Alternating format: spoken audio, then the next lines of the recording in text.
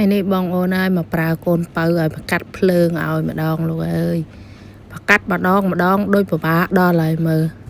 មានតែកេះផកដៃកេះមានដល់12ហើយទៀនមួយទៀត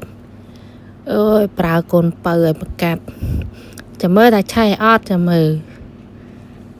កុំឲ្យស្រួលពេកកូនបើនឹងប្រើឲ្យធ្វើម្ដងមើលកាត់ភ្លើងអាំងសាច់មាន់ម្ដងមើលកុំឲ្យពិបាកថាអត់ចេះធ្វើអីសោះណាបងអូនមើលឆៃអត់ចាំមើលហើយយកទៅប្រកាត់ភ្លើងតមាត់ប៉ែបងអូនអើយមានណាគេអើយកំពូលតមាត់ដូចកូនបើខាងខ្ញុំនេះអត់កូនបើខាងខ្ញុំនេះដល់ហើយមិនបាច់អើយនិយាយទៅនិយាយថាឲ្យមិនបានហ្មងកូនបើហ្នឹងកាត់ភ្លើងឲ្យចាំមើលកាត់ឆែអត់ចាំមើលទាំងអស់គ្នាបងអូនឆែអត់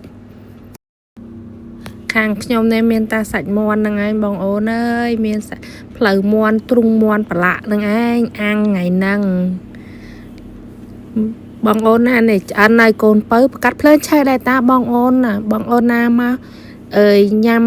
មាន់អាំងមួយខ្ញុំនេះ